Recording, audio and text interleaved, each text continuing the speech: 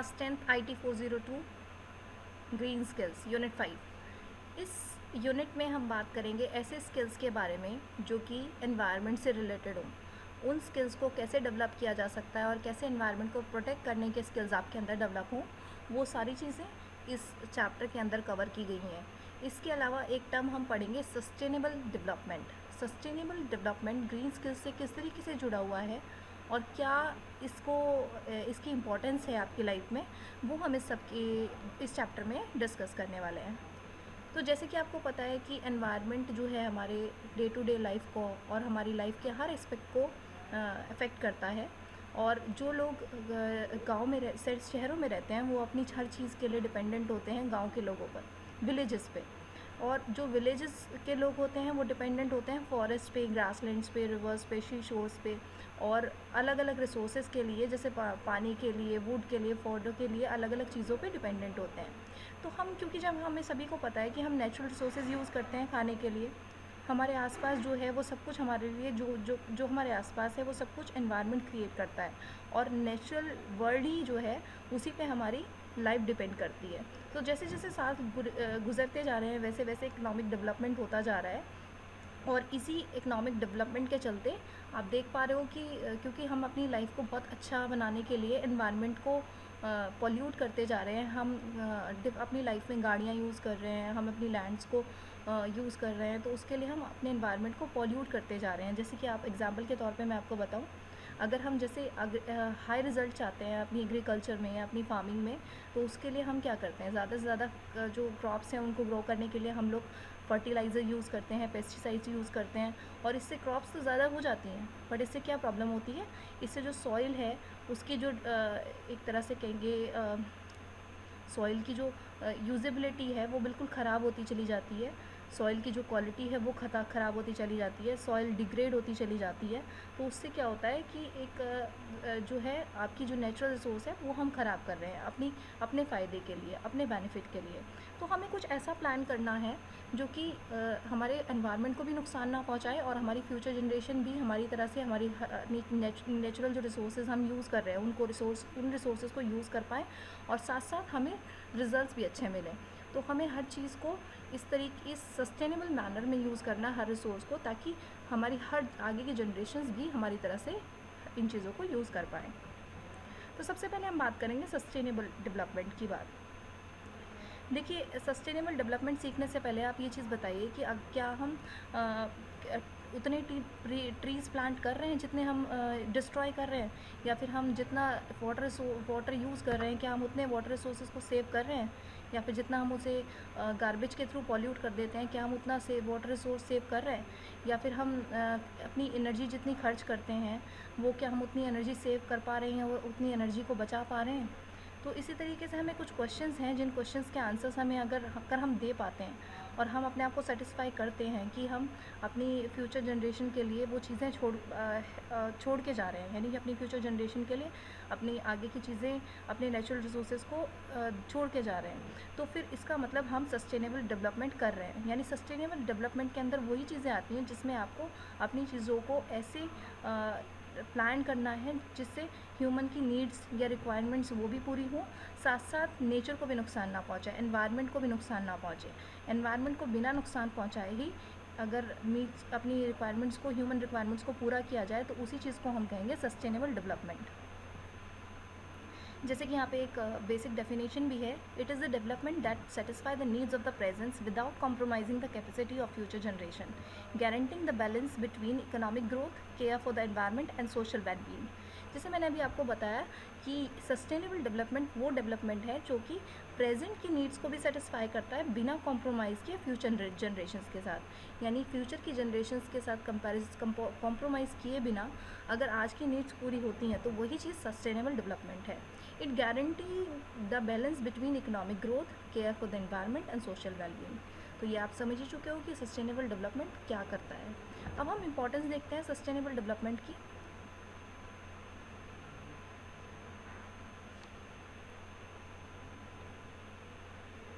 देखो जैसे जैसे इकोनॉमिक डेवलपमेंट बढ़ता जा रहा है, जैसे जैसे इकोनॉमिक डेवलपमेंट के लिए हम ये रिसोर्सेज को यूज़ कर रहे हैं, जिस क्विकनेस के साथ हम यूज़ कर रहे हैं, हमारी जो फ्यूचर जनरेशन है या जो यंग पीपल हैं जो हमारे, वो वर्ल्ड में जब भी फ्यूचर स्टेज में आएंगे तो उन्हें सीरियस एनवायरमेंटल प्रॉब्लम्स को फेस करना पड़ेगा। क्योंकि आज जो कंडीशन है एनवायरनमेंट की, उसमें आप ये देख पा रहे हो कि पॉपुलेशन बिल्कुल बढ़ती जा रही है, पॉपुलेशन और इनकम बढ़ती जा रही है, गुड्स का कंजप्शन ज़्यादा हो रहा है, जिसकी वजह से प्रोडक्शन भी ज़्यादा है, यूटिलाइजेशन भी ज़्यादा है नेचुरल रिसोर्सेज की, और इसी की वजह से गुड्स की जो प्रोडक्शन है वो बढ़ रही है।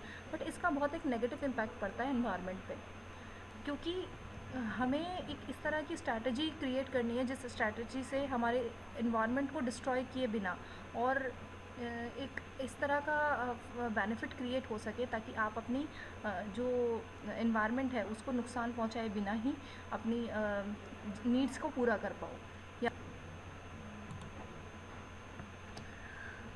सस्टेनेबल डेवलपमेंट को क्लियर करने के लिए एक एग्जांपल मैं आपको और प्रोवाइड करती हूँ। सस्टेनेबल एग्रीकल्चर इसी के इनसाइड आता है। सस्टेनेबल एग्रीकल्चर का मतलब क्या होता है कि आपको इन्वायरमेंट फ्रेंडली मेथड्स को यूज़ करना है फार्मिंग के लिए, जैसे कि एग्रीकल्चर क्रॉप्स, मतलब एग्रीकल्चर करते टाइम पे या फिर क्रॉप्स को उगाते टाइम पे बिना किसी नेचुरल सिस्टम को डैमेज किए बिना फार्मिंग करना।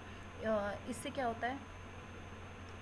होता है कि इससे आपके एनवायरनमेंट को नुकसान भी कम पहुंचता है और चीज़ें जो क्रॉप्स हैं आपकी वो भी अच्छी होती हैं। इसमें क्या चीज़ें कवर होती हैं, इसमें केमिकल्स का यूज़ किए बिना और नेचुरल तरीके से फार्मिंग करना यूज़ होता है। नेचुरल तरीका मतलब जैसे कि आप एक तरह से कह सकते हैं काऊ डंग यूज़ करके या खाद यूज़ करके, इस तरीके के नेचुरल चीज़ों को यूज़ करके ही और अपनी क्रॉप्स को ग्रो करें, तो वो चीज़ इसके अंदर आती है। इसके अंदर पेस्टिसाइड्स वगैरह सबका यूज़ नहीं होता, तो ये एक कहेंगे सस्टेनेबल एग्रीकल्चर का एग्जाम्पल है।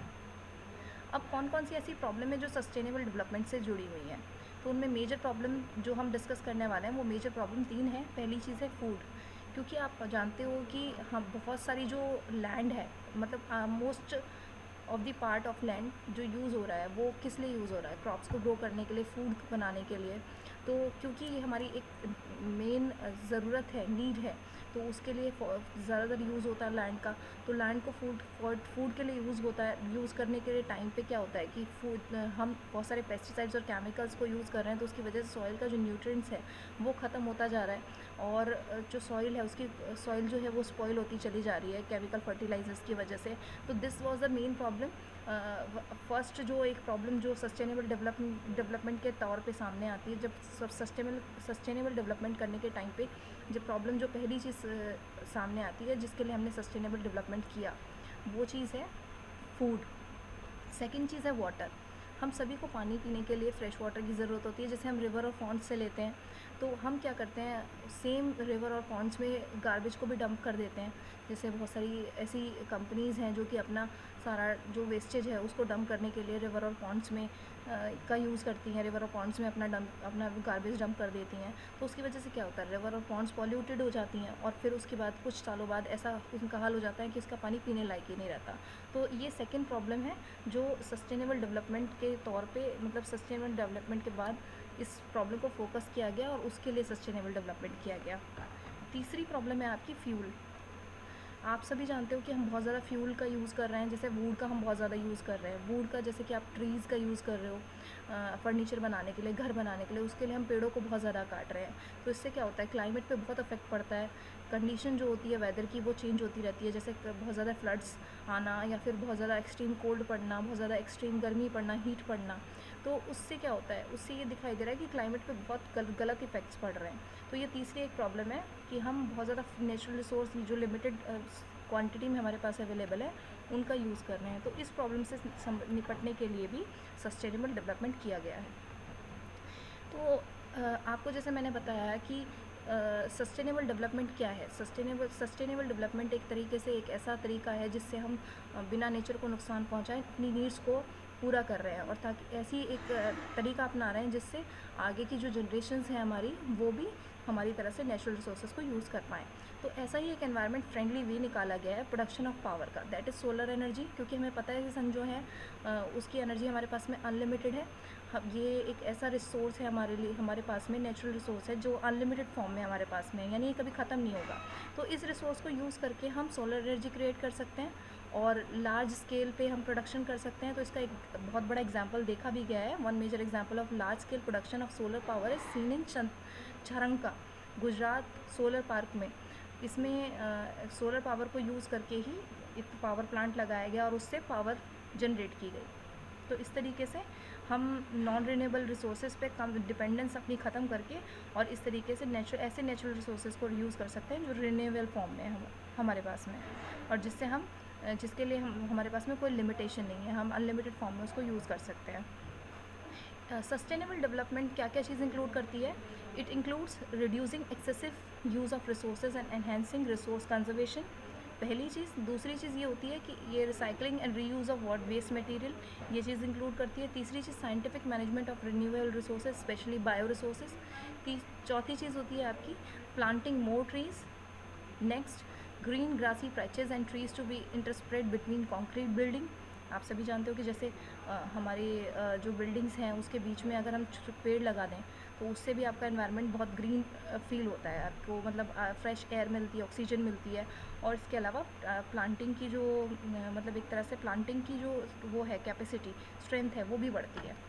Using more environment friendly material, biodegradable material. आप जानते हो इसमें बायोडिग्रेडेबल मटेरियल का क्या मतलब है?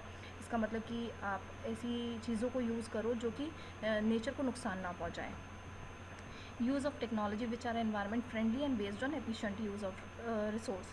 ऐसी टेक्नोलॉजी का यूज़ करना जो कि इन्वायरमेंट फ्रेंडली हो और जिसका जो रिसोर्सेज का भी एफिशिएंट यूज़ करे। तो इसको करने के लिए कुछ सस्टेनेबल डेवलपमेंट, ये जो सस्टेनेबल डेवलपमेंट में जो चीज़ें इंक्लूड की गई हैं उस चीज़ को अचीव करने के लिए कुछ गोल्स बनाए गए थे जिसे हम SDG गोल्स के नाम से जानते हैं। ये एक यूनिवर्सल कॉल ऑफ एक्शन है जिससे पॉवर्टी को एंड करने के लिए, प्लानट को प्रोटेक्ट करने के लिए और सारे लोग पीस और प्रॉस्पेरिटी इंजॉय कर सकें, उसके लिए गोल्स को डेवलप किया गया था। ये गोल्स लॉन्च किए थे United nation sustainable development summit ने न्यूयॉर्क में, और सितंबर 2015 में ये इंट्रोड्यूस किए गए थे। और इनका मेन मोटिव था 2030 तक एक इन गोल्स को इम्प्लीमेंट करना हर कंट्री में। तो हर कंट्रीज़ को एक टारगेट प्रोवाइड किया गया कि इनको 2030 तक इन सबको अचीव करना है और इन पर वर्क करना है। तो ये 17 गोल हैं जो इस तरह के इम्पॉर्टेंट इश्यूज़ को फेस करने के लिए, मतलब हाईलाइट करने के लिए बनाए गए थे। और कुछ उनमें से इश्यूज़ मैं यहाँ पे अभी डिस्कस कर रही हूँ। कुछ इश्यूज़ हैं जैसे पॉवर्टी है, जेंडर इक्वलिटी है, वाटर यूज़ है, एनर्जी है, क्लाइमेट चेंज है एंड बायोडाइवर्सिटी। ये कुछ इस तरीके के इश्यूज़ हैं जो कि इन गोल्स के अंदर रखे गए थे और हमारी कंट्री भी ऑलरेडी इन सब कुछ इश्यूज़ पे काम कर रही है। तो कंट्रीज़ ने कुछ पॉलिसीज़ भी बनाई हैं, कुछ रेगुलेशंस बनाए हैं इन गोल्स को अचीव करने के लिए। तो ये जो 17 गोल हैं ये इन पिक्चर्स के थ्रू यहाँ पे समझाए हुए हैं, दिखाए हुए हैं कि ये कौन कौन से गोल्स हैं। इसका मेन मोटिव था अपने आपके वर्ल्ड को ट्रांसफॉर्म करना, चेंज करना। इसके बाद जब हम बात करते हैं इस ऐसे स्किल्स की जो कि एक पर्सन को चाहिए जब वो अपने एनवायरनमेंट के लिए कुछ कंट्रीब्यूट करना चाहता है, तो उसके अंदर उन स्किल्स के अंदर होता है एनवायरनमेंट को लेके अवेयरनेस और ऐसी विलिंगनेस जो कि सस्टेनेबल डेवलपमेंट को मतलब इम्प्लीमेंट कर पाए। तो अगर हम अपनी लाइफ के लिए रिस्पॉन्सिबल हैं तो हमें अपने घर पे, अपने स्कूल में, अपनी वर्क प्लेस पे, हर जगह पे ऐसा काम करना चाहिए जिससे हमारे एनवायरनमेंट को हेल्प मिले और जो हमारे आसपास लोग रहते हैं उनको भी फ़ायदा हो। तो उसके लिए कुछ सस्टेनेबल डेवलपमेंट के अंतर्गत कुछ लोगों ने इनिशिएटिव लिए। उनमें से कुछ लोगों, 2 लोगों के एग्जांपल्स मैं आपको यहाँ पे बताऊँगी। जब प्लास्टिक बैन हुआ था तो म्यूनसिपल कॉरपोरेशन ऑफ मैंगलोर ने में से एक इनोवेटर, एक एंटरप्रेन्योर थे मिस्टर अवस्थ हेडगे। उन्होंने एक इको फ्रेंडली अल्टरनेटिव खोजा और वो क्या इको फ्रेंडली अल्टरनेटिव था? उन्होंने एक बायोडिग्रेडेबल बैग बनाया। जो हम प्लास्टिक बैग्स यूज़ करते हैं उन प्लास्टिक बैग्स को रिप्लेस करने के लिए एक बायोडिग्रेडेबल बैग बनाया जो कि हॉट वाटर से डिज़ोल्व हो सकता है और डिकम्पोज भी हो सकता है इजीली नेचुरल एनवायरनमेंट में। तो अब बहुत सारी कंट्रीज़ ऐसी हैं जो इसको यूज़ कर रही हैं और ये एनवायरनमेंट को भी नुकसान नहीं पहुंचाता। तो इस तरीके से एक इनिशिएटिव लिया गया इनके थ्रू जो कि सस्टेनेबल डेवलपमेंट को ही इम्प्लीमेंट करता है।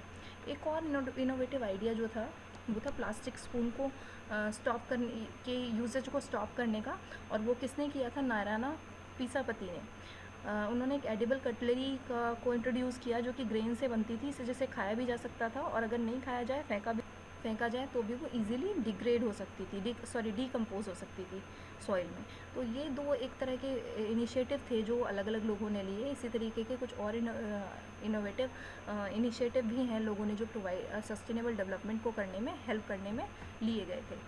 अब सस्टेनेबल प्रोसेस होती क्या है? कुछ ऐसी प्रैक्टिसेस जैसे कि हम कहेंगे कि एक ऑर्गेनिक फार्मिंग जो है वो भी एक सस्टेनेबल प्रोसेस है। इसमें क्या होता है, या फिर रेन वाटर हार्वेस्टिंग है, ये भी एक सस्टेनेबल प्रोसेस है। ऑर्गेनिक फार्मिंग का मतलब मैं आपको बताऊं कि ये एक ऐसी फार्मिंग होती है जिसमें फार्मर्स जो हैं वो केमिकल पेस्टिसाइड्स और फर्टिलाइजर्स को यूज़ नहीं करते अपने प्रोडक्शन को बढ़ाने के लिए। वो ऑर्गेनिक मेथड यूज़ करते हैं, नेचुरल फर्टिलाइजर्स यूज़ करते हैं। जैसे मैंने आपको बताया था कि काऊ डंग को यूज़ करके क्रॉप्स को ग्रो किया जाता है, या फिर केमिकल फ्री जो क्वालिटी के जो खाद होते हैं उनको यूज़ किया जाता है। तो इस तरीके की इससे क्या होता है, सॉइल की क्वालिटी भी बढ़ती है, और ये एक तरह का ट्रू एग्जाम्पल है सस्टेनेबल डेवलपमेंट में। तो इस तरह से ऑर्गेनिक फार्मिंग, और इसके अलावा जो सेकंड एग्जाम्पल है हमारा रेन हार्वेस्टिंग, ये भी एक अनदर एग्जाम्पल है सस्टेनेबल डेवलपमेंट का। क्योंकि रेन हार्वेस्टिंग में रेन का ही वाटर इकट्ठा करके और फिर उसको यूज़ किया जाता है अलग अलग पर्पज़ के लिए।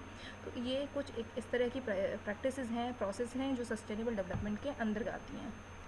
अब ये जो सेशन 1 है हमारा, इसमें ही पूरी चीज़ सब चीज़ डिफाइंड है कि सस्टेनेबल डेवलपमेंट की इंपॉर्टेंस क्या है, इनिशिएटिव्स क्या हैं, ये सारी चीज़ें हमें अच्छे से पढ़नी है। इसके बाद अब बात आती है, क्योंकि हम सस्टेनेबल डेवलपमेंट समझ चुके हैं, अब हमारा रोल क्या है सस्टेनेबल डेवलपमेंट को लेके, वो सेशन 2 में डिस्कस किया गया है। तो यहाँ पे जैसे जैसे आप देख रहे हो कि पॉपुलेशन बढ़ता जा रहा है, डेवलपमेंट बढ़ता जा रहा है, वैसे वैसे नेचुरल रिसोर्सेज का कंजप्शन बढ़ता जा रहा है। और जितनी ज़्यादा पॉपुलेशन होगी उतना ज़्यादा फूड, एनर्जी और वाटर यूज़ होगा, और जितनी ज़्यादा हम क्रॉप्स को यूज़ करेंगे उतनी सॉइल का न्यूट्रिएंट्स जो है वो कंज्यूम होगा, और धीरे धीरे सॉइल जो है आपकी वो अनयूजेबल बनती चली जाएगी। और इसी तरीके की सेम जो केस है वो फ्यूल्स के साथ है। फ्यूल्स में आप जितनी ज़्यादा फ्यूल्स को यूज़ करोगे, क्योंकि लिमिटेड अवेलेबल हैं, तो लिमिटेड चीज़ें कभी ना कभी तो ख़त्म होंगी, तो फिर हमारी फ्यूचर जनरेशन को यूज़ नहीं कर पाएंगी। तो हमारा रोल क्या है, अब हमने क्योंकि इन सब चीज़ों को यूज़ किया तो हमने अपनी नेचर को वापस क्या दिया, हमने अपनी नेचर को क्या दिया। जैसे फैक्ट्रीज स्मोक प्रोवाइड करती हैं एयर को, गार्बेज जो है वो लोग अपने घरों से फेंकते हैं अलग अलग उसमें लैंडफिल्स में, और उससे जो आपकी लैंड है, जो आपकी रिवर्स हैं, वो सब पॉल्यूट होती हैं। इस तरीके से और मतलब चीज़ें अनट्रीटेड जो गार्बेज है वो फेंका जाता है, जैसे डिसीज़ फैलती हैं, अनहेल्दी एनवायरनमेंट जो है वो क्रिएट होता है। तो हम अपनी नेचर को क्या रिटर्न में दे रहे हैं, हम अपनी नेचर को ये सारी चीज़ें रिटर्न में दे रहे हैं। जबकि हमें क्या देना है, हमें अपने रिसोर्सेज को अपनी नेचर को क्या रिटर्न में देना है, हमें अपनी नेचर को, क्योंकि हमें पता है कि सब चीज़ लिमिटेड है और एक दिन ख़त्म हो जाएंगी, तो हमें कुछ ऐसा करना है जिससे हमारी जो फ्यूचर जनरेशन है वो भी हमारी तरह से नेचुरल रिसोर्सेज को एंजॉय कर पाएँ। तो उसके लिए हमें अलग अलग इनिशिएटिव, जैसे मैंने अभी आपको 2 इनिशिएटिव ऊपर बताए थे लोगों ने लिए, इसी तरीके के इनिशिएटिव्स हमें लेने हैं। उनमें से एक और इनिशिएटिव मैं आपके साथ डिस्कस कर रही हूँ। मिनिस्ट्री ऑफ रेलवे इन वाराणसी में एक क्ले पॉट्स कुल्हड़ को इंट्रोड्यूस किया गया प्लास्टिक को रिप्लेस करने के लिए, प्लास्टिक या पेपर कप को रिप्लेस करने के लिए। तो ये क्योंकि हमारे ट्रेडिशन का भी एग्जांपल है कुल्हड़ से क्या होता है कि आप मिट्टी के कुल्हड़ यूज़ कर रहे हो तो उसकी वजह से आपका जो एनवायरनमेंट है वो उसको कोई नुकसान नहीं होगा, क्योंकि मिट्टी तो ईजिली डिकम्पोज हो जाती है आपके एनवायरनमेंट में, तो कुल्हड़ से कोई नुकसान नहीं है। उसके अलावा जो है बहुत सारे और भी फ़ायदे हैं इस तरह की चीज़ों को यूज़ करने के, और प्लास्टिक जो है वो डिकम्पोज नहीं हो पाती, तो हमने प्लास्टिक को हटा दिया और इस तरीके से कुल्हड़ यूज़ किया। तो ये एक इनिशिएटिव है, इस तरह के और भी बहुत सारे इनिशिएटिव लिए जा सकते हैं। तो यहाँ पे हम थोड़ा सा ये डिस्कस करेंगे कि क्या क्या एडवांटेजेस हुई कुल्हड़ को यूज़ करने की। अब जैसे पहली तो एक हम बताएंगे कटिंग ऑफ ट्री का कम हुआ, रिड्यूस हुआ, क्योंकि हम पेपर कप्स को यूज़ करने के लिए ट्रीज़ को कट करते हैं, फिर पेपर्स बनाते हैं, फिर उससे कप्स क्रिएट होते हैं, तो उसको रिड्यूस किया गया। दूसरी चीज़ जॉब क्रिएशन हुई पॉटर्स के लिए, जो कि क्ले पॉट बनाएंगे या कुल्हड़ बनाएंगे, तो इस तरह से इकोनॉमी में भी कंट्रीब्यूशन मिला। दूसरी चीज़ प्लास्टिक वेस्ट का रिड्यूस किया गया, क्योंकि प्लास्टिक को हम आप जानते हो डिकम्पोज नहीं किया जा सकता, तो उसको भी रिड्यूस किया गया। तो ये एडवांटेजेस हैं, ये हमने इस तरीके से बताए। इसी तरीके के आपको कोई ऐसे इनिशिएटिव्स लेने हैं या इनिशिएटिव्स बताने हैं जिससे हम इस तरीके की एडवांटेजेस को अचीव कर पाएँ। अब our role towards sustainable development, हमने अभी डिस्कस किया था कि 17 रूल सस्टेनेबल डेवलपमेंट के अंदर, यानी एसडीजीज़ में बताए गए हैं, जो कि जिस पे कंट्रीज़ को, नेशन को वर्क करना है, तो ताकि कुछ जो प्रॉब्लम्स हैं उनसे उनका सॉल्यूशन ढूंढ पाएँ। तो उसे करने के लिए कंट्रीज़ ने बहुत सारे रूल्स और रेगुलेशंस को फॉर्म किया है। जिससे पॉवर्टी से, हंगर से, इन सब चीज़ों से, या फिर अच्छी क्वालिटी की एजुकेशन प्रोवाइड करने के लिए जो अलग अलग रूल्स बनाए गए उनसे एक मतलब निजात पाया जा सके। तो ये गोल्स जो हैं ये हमारी एयर को, हमारे वाटर को, हमारे लैंड को, हमारे पॉल्यूशन को, इन सब को प्रोटेक्ट करने के लिए बनाए गए हैं। और सस्टेनेबल डेवलपमेंट जो है वो एक्चुअली इन सब चीज़ों के लिए ही काम करता है।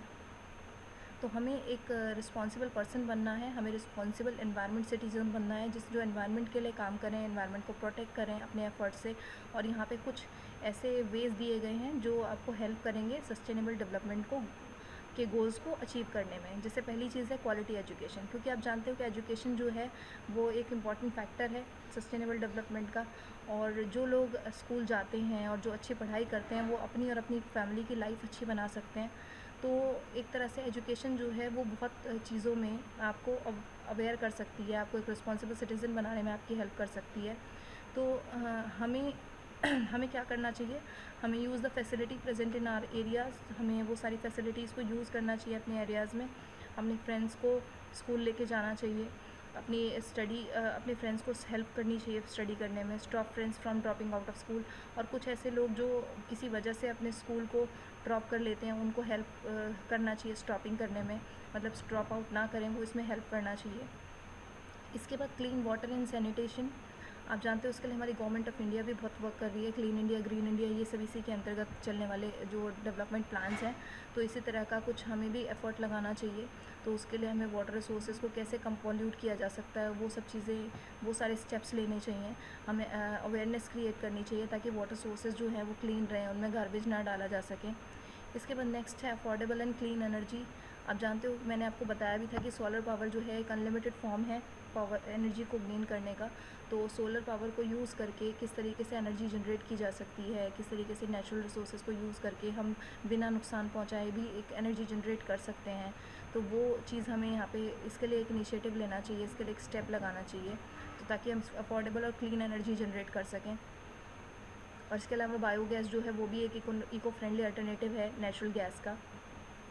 अब decent work and economic growth, decent we can study and find good jobs to take care of our self and हम स्टडी कर सकते हैं और अच्छी जॉब्स को ढूंढ सकते हैं अपनी और अपनी फैमिली को चलाने के लिए। हम वर्क हार्ड कर सकते हैं और अपनी सोसाइटी को कंट्रीब्यूट कर सकते हैं।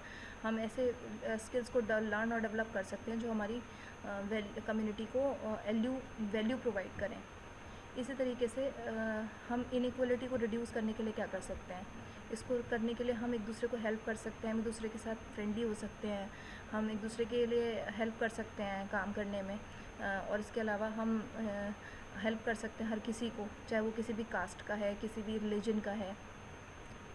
अब सस्टेनेबल सिटीज़ एंड कम्युनिटीज़ के अंदर आता है क्रिएटिंग सस्टेनेबल सिटीज़। कैसे की जा सकती हैं, save energy by switching off light, हम एनर्जी को सेव कर सकते हैं लाइट स्विच ऑफ करके, फ़ैन करके, स्विच ऑफ करके।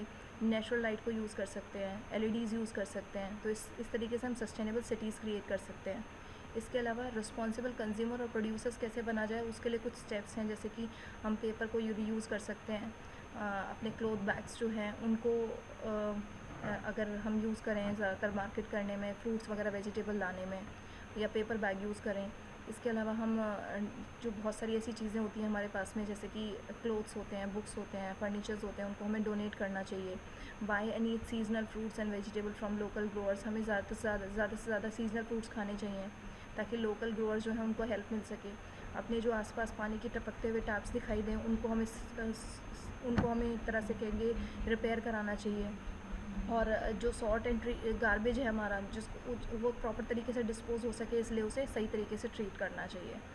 और इसके अलावा हम अपनी जो हमारे पानी के अंदर वाली लाइफ है, यानी जो ऐसे मरीन लाइफ है, जो ऐसे जीव जंतु हैं जो पानी के नीचे रहते हैं, उनकी लाइफ को कैसे बचाया जा सकता है। जैसे आप देखते हो कि प्लास्टिक की वजह से बहुत सारी मरीन लाइफ का एंड हो जाता है, तो वो लोग को कैसे सेव किया जा सकता है।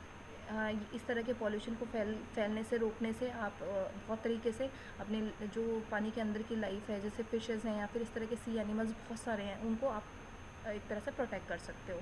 और लाइफ को लैंड पे आप कैसे प्रोटेक्ट कर सकते हो, उसके लिए आपको सॉइल इरोजन और लैंड को ड्राई होने से बचाना है। और इस तरीके से ज़्यादा से ज़्यादा आप कहोगे कि आपको प्लांटिंग करनी है, बहुत ज़्यादा से ज़्यादा आपको ट्रीज़ लगाने हैं, ताकि क्योंकि आप जानते हो कि क्लाइमेट को चेंज करने का एक सबसे बड़ा रीज़न जो है वो ट्रीज़ हैं। तो जितना ज़्यादा आप ट्रीज़ लगाने में अपना कंट्रीब्यूशन करोगे, उतना ही ज़्यादा आप सस्टेनेबल डेवलपमेंट कर पाओगे। तो ये कुछ स्टेप्स हमने इसके अंदर पढ़े जिससे हम सस्टेनेबल डेवलपमेंट कर सकते हैं, और हमें पता लगा कि सस्टेनेबल डेवलपमेंट होता क्या है, उसकी इम्पोर्टेंस क्या है, और हम उसे करने के लिए क्या क्या चीज़ें कर सकते हैं, और उन गोल्स को हम कैसे अचीव कर सकते हैं जो सस्टेनेबल डेवलपमेंट के अंदर दिए गए हैं। अब इसके बाद इसकी MCQs हैं, ये आप सभी को करने हैं। Thank you very much.